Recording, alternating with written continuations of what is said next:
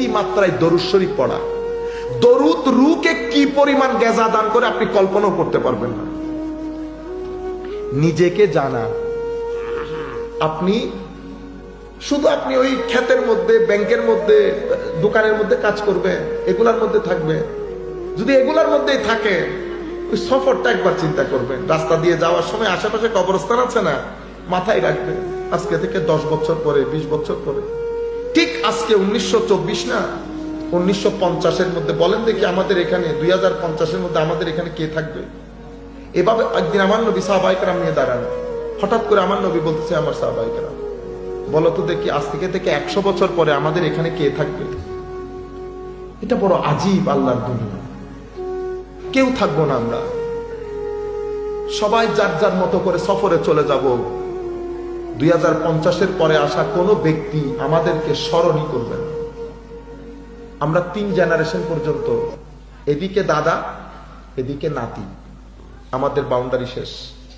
দাদার বাবার কথাও কেউ স্মরণ করে না। আমরা দোয়া করার সময় দাদা পর্যন্তই যায়, এদিকে নাতি পর্যন্ত, উপরে দাদা, নিচে নাতি, এতটুকু আমাদের জিন্দেগি। কেউ স্মরণও করবে না আমরা আসছি, চলে গেছি পৃথিবীতে। এই হাকিকতটা আমরা ভুলে যাচ্ছি। যারা এই হাকিকত চিন্তা করে নিজেকে আবিষ্কার করে যে আপনি শুধু শরীর না, আপনার ভিতরে আল্লাহ রূহও দান করেছে। আল্লামা ইকবাল বলছে, আপনি মন মে ডুব কর পাজা সুরাগে জিন্দেগি, তু আগর মেরা নেহি বানতা না বান আপনা তো বান। তো তুই তোর ভিতরে ডুব দে, দেখ আল্লাহ কত মণিমুক্তা তোর ভিতরে দান করেছে। মাটি তো মাটি, কিন্তু আপনি কি বললেন, হুজুর স্বর্ণের খনি পাইছে। স্বর্ণের খনি আসমানে পায় না, মাটির ভিতরে পায়। মাটির ভিতরে যেভাবে মাটির ভিতরে স্বর্ণের খনি রেখেছেন আল্লাহ, ঠিক সেভাবে আপনার ভিতরেও আল্লাহ মারেফতের খনি রেখেছে। মাটির স্বর্ণের খনি যেমন খোদাই করে উদ্ধার করতে হয়, অনুরূপ ভাবে মারেফতের খনির জন্য খোদাই করতে হয়। আমি আমার কাজের ফাঁকে ফাঁকে সব কাজ করব, ফারাক শুধু এতটুকু হয়ে গেছে, আমি আমার কাজে মত্ত হয়ে গেছি, দেখলে বুঝারও উপায় নাই আমি দুনিয়া থেকে চলে যাব। শুধু আজকে সবাই ঘরের মধ্যে গিয়ে বিছানায় শুয়ে শুধু চিন্তা করবেন, যদি আজকের রাতে আমার মৃত্যুবরণ হয়ে যায়, মৃত্যু হয়ে যায়, মাঝে মধ্যে অনেক ভয় লাগে না, মনে হয় যেন এখনই চলে যাবে। শুধু এতটুকুন চিন্তা করে দেখেন আমি প্রিপেয়ার্ড কিনা। আমরা আল্লাহর দরবারে দোয়া করি, আল্লাহ যেন আমাদেরকে ওই অবস্থায় মৃত্যু দান না করে যখন আল্লাহ আমাদের উপর নারাজ থাকবে।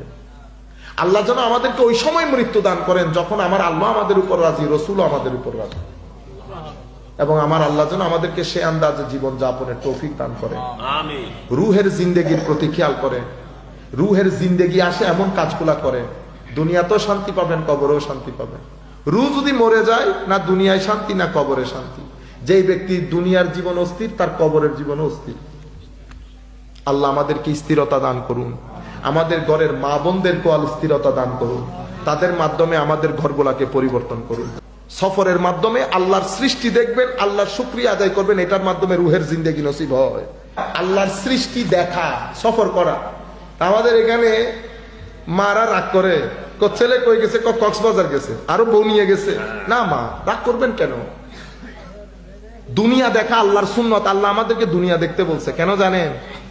একটা হচ্ছে মুখে মুখে সুবহানাল্লাহ বলা, মুখে মুখে। আরেকটা হচ্ছে আল্লাহর সৃষ্টির সৌন্দর্য দেখে সুবহানাল্লাহ বলা। ওই সুবহানাল্লাহ এখান থেকে আসে না, এটা ভিতর থেকে আসে, ঠিক না? একটা সুবহানাল্লাহ মুখে মুখে, আর একটা সুবহানাল্লাহ অন্তরে অন্তরে। অন্তরের সুবহানাল্লাহ আসে যখন আপনি আল্লাহর সৃষ্টি দেখবেন। এই জন্য আমার আল্লাহ বলছেন সিরু ফিল আরদ। সফর আমার নবীরও সুন্নত, আম্বিয়াদের সুন্নত, আউলিয়ায়ে কেরামের সুন্নত, আমার আল্লাহরও হুকুম সফর করা।